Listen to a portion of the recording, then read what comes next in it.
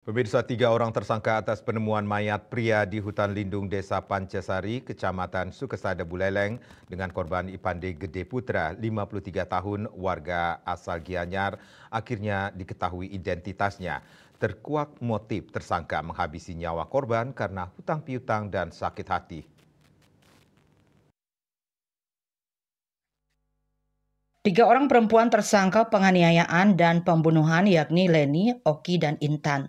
Berawal dari kerjasama dalam urusan penjualan hotel milik Leni oleh korban, namun tak berjalan sesuai dengan yang disepakati. Leni sakit hati karena korban meminta biaya operasional 5 miliar rupiah kepada tersangka untuk menjualkan hotel miliknya. Namun tak kunjung dijualkan. Negosiasi pun tak berjalan dengan baik karena korban menunda-nunda untuk mengembalikan uang tersebut. Hingga akhirnya Oki dan Intan mengajak korban untuk tinggal di kamar kos mereka.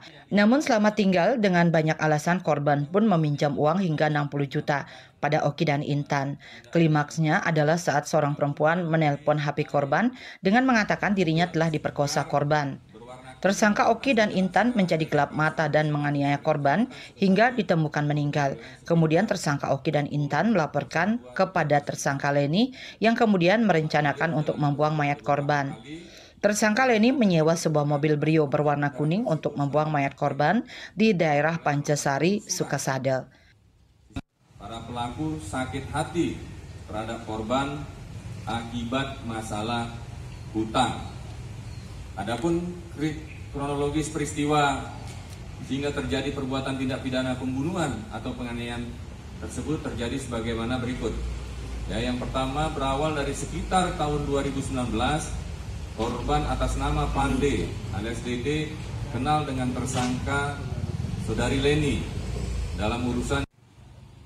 Namun setelah dilakukan investigasi, akhirnya tim Koak Poleng Polres Buleleng berhasil mengidentifikasi ketiga tersangka dan kini mendekam di rutan Mapolres Buleleng guna dilakukan pemeriksaan lebih lanjut. Selanjutnya tim Koak Poleng Satreskrim Polres Buleleng menerapkan pasal 338 Junto, pasal 55 KUHP pidana dan atau pasal 351 ayat 3 Junto, pasal 55 KUHP pidana dengan ancaman maksimal atau paling lama 15 tahun pidana penjara.